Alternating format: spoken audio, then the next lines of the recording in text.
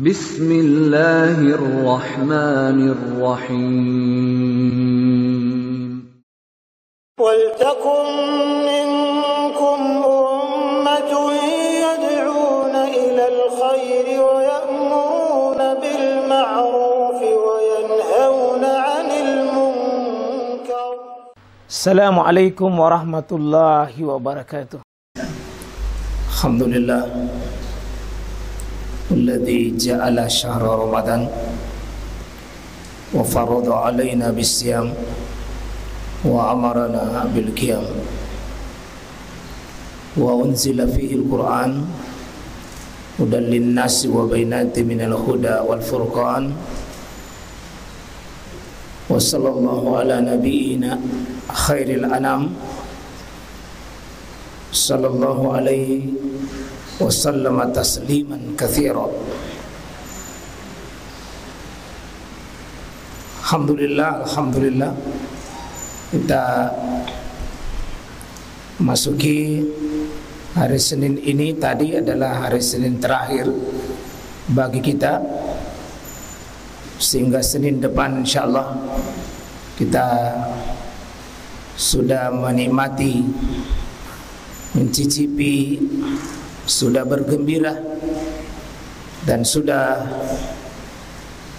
insyaallah merasakan sebuah kebahagiaan yang mungkin berbeda dengan hari-hari lain. Mungkin fisik kita lapar, tetapi lapar dalam sebuah kebahagiaan. Mungkin fisik kita di malam hari lelah, tapi lelah dalam sebuah kenikmatan. Lelah dalam sebuah penghambaan adalah kenikmatan. Lelah dalam perjuangan dan pengorbanan tentu lelah yang ujungnya sebuah keceriaan, karena tidak ada pengorbanan, kelelahan yang didasari atas keikhlasan, sekalian ujungnya sebuah kebahagiaan. Seperti kita ini hidup di dunia memang lelah di atas lelah, tetapi jangan pernah bosan untuk kita dekat kepada Allah, terus menghamba kepada Allah Subhanahu wa taala. Dan kalau ini bisa menjadi sebuah keinginan tertinggi kita. Salah seorang sahabat yang mulia, Abi Kilabah, siang malam menangis. Beliau siang malam merintih di hadapan Allah. Lalu dia berkata kepada Allah, saya melihat semua manusia ya Allah sibuk dengan dunianya masing-masing. Mereka manusia ini lelah di atas kelelahannya mengejar dunia. Tapi Allah, saya mengejar Engkau, mengejar keridhaan-Mu, mengejar apapun ampunan-Mu. Maka Abu Kilabah mengatakan, sisipkanlah namaku di antara sekian nama-namamu, nama yang bisa Engkau ampuni, terutama di bulan suci Ramadan. Betapa ruginya waktu kita, betapa menyesalnya hidup kita jemaah sekalian, kalau Ramadan ini datang dengan sekumpulan nikmat dan kebahagiaan, tapi kita malah bersedih, malah tidak antusias, dan malah kita tidak merasa berbahagia dan gembira dengan Ramadan. Mudah-mudahan kita menjadi orang yang disalimkan oleh Allah, diselamatkan oleh Allah, disehatkan kita punya tubuh, dikuatkan kita punya ruh, semangat dan himmah kita menjemput Ramadan dengan dari awal sampai habis. Dan jangan lupa ya, perjalanan puncak kita ingin kita mendapatkan la'allakum tattaqun, menjadi seorang hamba yang bisa menghadirkan seluruh niatnya, seluruh pikirannya, seluruh jerih payahnya hadir dan menghadirkan Allah Subhanahu wa taala. Salah satu kesalahan adalah tidak mengetahui keutamaan qiyamul Ramadan atau qiyamul lail atau salatul lail atau salatul tahajud atau salatul witir atau salatul tarawih. Ya. Ada 6 namanya ini. 2 dari langsung Allah memberi nama,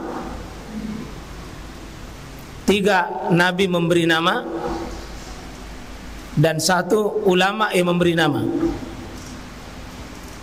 2 dari Quran, itu Qiyamul Lail.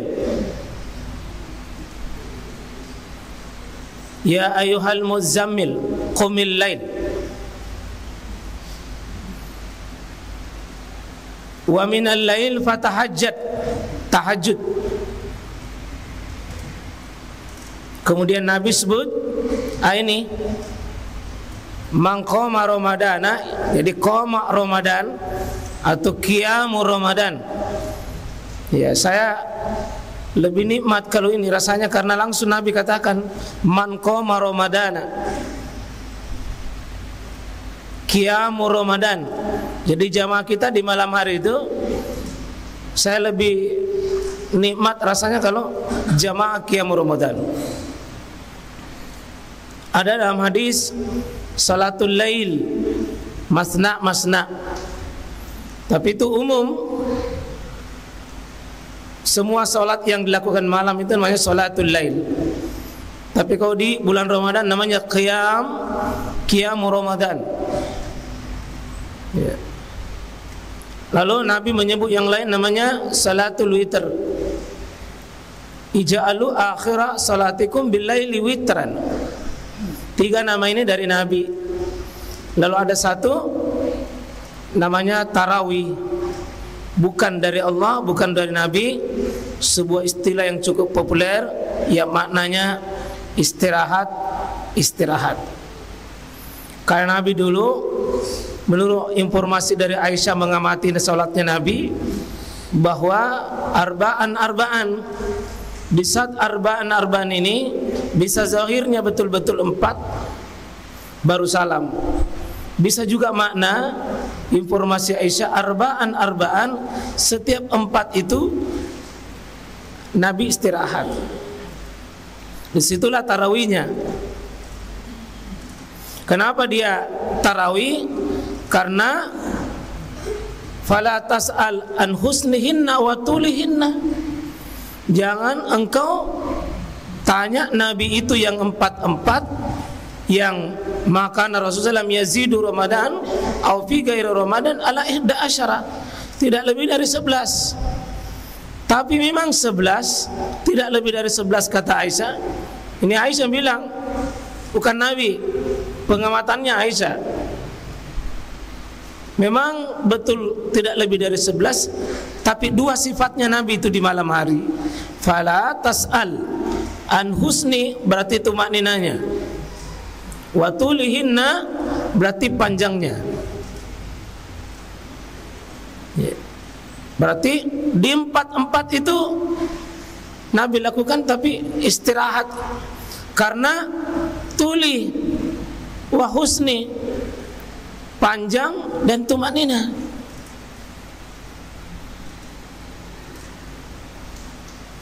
Sampai 3 sahabat, Abu Hudzaifah, Ibnu Mas'ud, Ibnu Umar dan Ibnu Abbas menjadi saksi.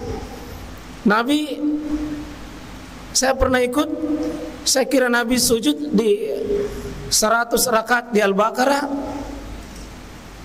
ternyata sampai 100 tidak sujud, tidak ruku. Maka Abdullah bin Mas'ud, hampir saya berniat buruk. Ya, maksudnya hampir saya membubarkan diri, mau meninggalkan. Saya karena sudah terlanjur masuk. Saya kira sudah 100. Maka Abdullah bin Mas'ud mengatakan pasti Nabi akan nanti mungkin 200. Ternyata juga belum. Maka kesimpulan pasti akhir surah Al-Baqarah, pasti ruku. Ternyata Nabi lanjut surah An-Nisa. Tambah kuat semangatnya mau melarikan diri. Demikian juga Abdullah bin Abbas. Demikian juga Abu Huzaifah. Jadi kadang-kadang Nabi itu melakukan berjamaah dengan para sahabat ini. Ya. Kesimpulannya selesai juga An-Nisa, belum. Dia mundur sedikit ke Ali Imran, 176 ayat baru ruku. Jadi 286 tambah 200 berarti sudah 586. Tambah 176 berarti berapa ya? Banyak juga. Itulah tulihinna. Bagaimana tuh makninanya? Terasa di kalangan para sahabat seperti Nabi itu membaca subhana rabbil a'la seperti 10 kali paling kurang. Itu hadirkan coba. Subhana rabbil a'la itu boleh dibaca 3 kali, bahkan 1 kali, tapi merasakannya itu seperti 10 kali. Jadi subhana rabbil azim boleh berhenti, mulutnya berhenti, hatinya hadir. Jadi kadang bacaan di mulut pendek, tapi penghayatan di hati itu panjang. Itu husnihinna.